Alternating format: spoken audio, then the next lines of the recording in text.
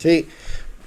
Ahorita has conversado sobre ejemplos puntuales, sobre características de canal o de carcasa solamente, ¿no? Pero Ujú. en la NCP también hemos sido testigos de que se han desarrollado otros DEPs en los últimos 2, 3 años como lucratividad, facilidad de parto, mocho, carácter mocho, en el caso del Nelor que tiene mucho más frecuencia alélicas dentro de la raza que si lo comparamos con el Brahman, que también los hay y se están iniciando trabajos sobre eso.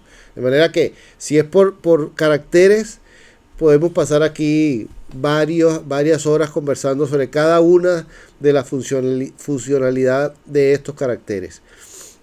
Fernando, y fíjate, hoy casualmente trabajaba con los datos de seleccionando los machos de una de las fincas del G3 de San Fernando, y gratamente me sorprendí que en ese caso específico no tenía ningún animal negativo en peso 450. O sea, eso quiere decir del grado de evolución que llevan estas poblaciones, que esta población, y el ejemplo va para enlazarlo con lo que viene después, eh, comenzamos a genotipar todas las zafras, machos y hembras, de cada año desde el año pasado, y el impacto que ha tenido sobre la población es increíble. Como yo, que comencé a trabajar con mejoramiento genético hace 30 años, que era lento, que los cambios eran paulatinos, que uno comenzaba a ver cosas a los 5, 8, a los 10 años, ahora las cosas son violentas, rápidas.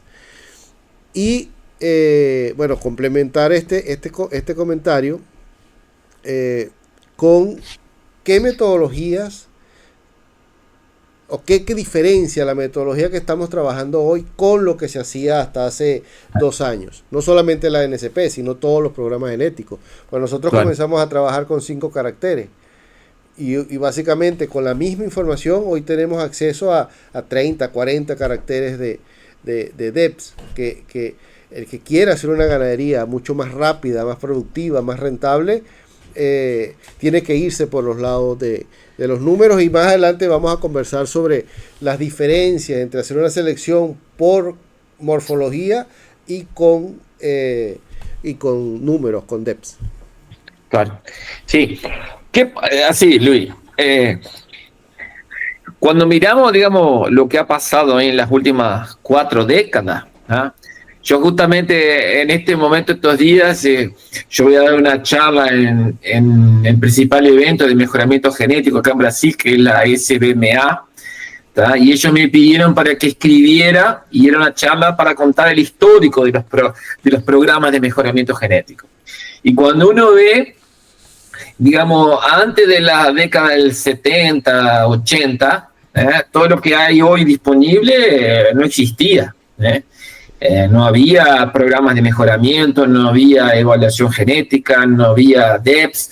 Digamos, la herramienta que existía era, bueno, la evaluación empírica, con base en la observación, con base en la experiencia de lo que yo me parecía, que era lo que sería un animal productivo, y se fueron creando diferentes sistemas o sea, se priorizaba mucho la cuestión de padrón racial, porque había necesidad, digamos, de padronización de los animales, digamos, la única información que existía, era información de pedigrí, información de genealogía, y se daba mucha énfasis en relación a la pureza racial. Fue eso que todo lo que pasó antes de las décadas del 70, porque en realidad no se tenía conocimiento. ¿Y qué pasó? Después de la Segunda Guerra Mundial, pasamos por lo que se llamó la Revolución Verde en Estados Unidos, que ahí todos los programas de mejoramiento de maíz, de trigo, empezaron a utilizar información, datos experimentales. Y todo ese conocimiento y tecnología pasó por el área animal, y ahí empezaron a surgir las pruebas de ganancia de peso, por ejemplo, que se enviaban los animales a una central, se hacían digamos, de forma de homogeneizar el ambiente, entonces comparar animales en un mismo ambiente. Solo que después de la década de 80, hubo una evolución en las metodologías de evaluación genética, donde yo podía comparar, generar una ADEP, que la ADEP me sirve. Eso es un concepto muchas veces que nosotros somos, digamos, a veces la gente confunde, ¿tá? Que la ADEP no es para evaluar si un animal es bonito o tiene buen desempeño, sino que la ADEP se utiliza básicamente para elegir los animales, identificar los animales que van a producir hijos superiores, ¿correcto? Pero que como tú dijiste, antiguamente la única fuente de información que existía para evaluar los animales era apenas información fenotípica, datos de desempeño, peso, medida de perímetro, y lógicamente la genealogía era utilizada para conectar las informaciones de animales criados en diferentes situaciones. Solo que esa situación cambió bastante a partir del año 2008, 2009, cuando, digamos, se obtuvo el secuenciamiento del genoma bovino, y ahí se generó una información adicional que son los marcadores genéticos. O sea, conocer, digamos, vamos a decir, los genes que determinan las características. Entonces, eso, la información de los marcadores que te permite, digamos, estimar. Vos podés tener una información preliminar, o sea, podés decir, bueno, un animal, yo tengo un individuo que es hijo de un determinado toro, de una determinada vaca, con la genómica, con los marcadores genéticos, yo puedo saber, tener más información, porque yo puedo conocer cuáles alelos y cuáles genes ese individuo recibió del padre y la madre. Entonces, eso en términos de, digamos, de precisión o de confiabilidad, está súper demostrado. Eso existe en ganado de leche, en suinos, en aves, en bovinos, que esa información de los marcadores genómicos es una información que es mucho más confiable que la información de pedigrí. ¿Y eso qué es lo que ha permitido? Que cuando eso es importante, cuando esa información se utiliza, o sea, cuando yo tengo la información de lo que llamamos de una ADEP genómica, que la ADEP genómica es la ADEP de un animal calculada con base en su genotipo y en base en su pedigrí y en base en las otras informaciones, yo puedo tener una información que es más confiable, de forma anticipada. Entonces, el hecho de vos tener la información anticipada, vos podés ir más rápido, o sea, tú no precisás esperar que ese individuo manifieste su fenótipo o que ese individuo esperar ver su progenie para conocer si ese individuo va a producir buenos hijos, sino que la genómica te entrega mucho antes lo que vos esperás de ese animal. Y eso ha permitido, digamos, en la NSP lo hemos cuantificado, de triplicar o cuadruplicar, multiplicar por 4 veces la velocidad de mejora en relación a la velocidad que existía antes de 2010, de 2011, cuando no se tenía genómica. Y eso ha sido una de las principales revoluciones de aumentar la velocidad, porque en realidad ahora tomamos la decisión de descarte o de selección de forma más anticipada. O sea, no precisamos no precisamos probar el toro para saber si él es bueno. Ya la genómica, la evaluación genómica, te permite obtener una información que no es tan confiable cuanto el test de progenie, pero tú tomás la información, tenés esa información mucho antes.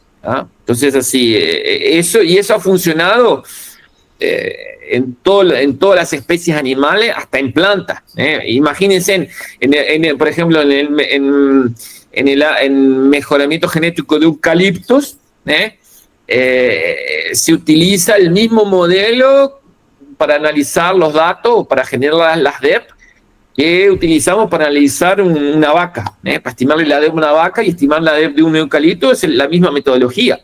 Solo que en el eucalipto, imagínense, tú tienes que esperar 15, 20 años para ver si un material tiene buen rendimiento de madera. Entonces, hoy con la genómica, vos teniendo acceso a material biológico, vos te estás anticipando la toma de decisión que tendrías antiguamente de acá a 20 años.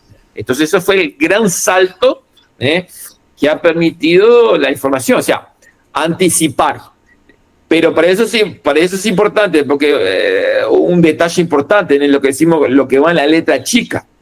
O sea, hacemos el genotipado, pero esa información debe ser utilizada. O sea, solo genotipar no significa que yo voy a mejorar mi rebaño, voy a genotipar todos mis animales, voy a mejorar la productividad de mi rebaño. No, hay que usar la información.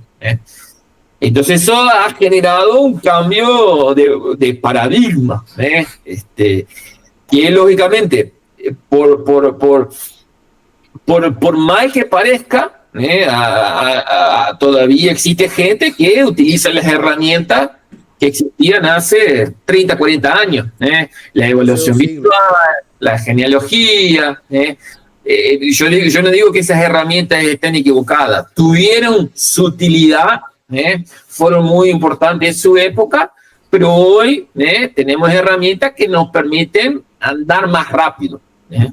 Entonces eso es, digamos, los tiempos cambian, las metodologías cambian y hay información, digamos, eso es, la NSP no obliga a nadie a utilizar las herramientas, sino que las herramientas están, cada uno, digamos, toma la decisión en relación a qué velocidad quiere andar. Sí. Eso es el hecho. Yo creo, Fernando, que hoy en día un ganadero técnico que no termina de convencerse de que los números es el camino para hacer la selección, y muchos critican a veces y se malentiende de que no prestar atención a la conformación o a dar una visión al fenotipo del animal no se necesita porque los números lo van a decir todo. No, o sea, el número lo que va a indicar es qué va a ser la progenie de esos animales a futuro, a posterior. Exacto. Pero tienen que haber la evaluación fenotípica, tiene que haber la evaluación de conformación, tiene que hacer las pruebas andrológicas, las pruebas sanitarias. Lo que no deben hacer es no prestar la atención a las herramientas que ya existen.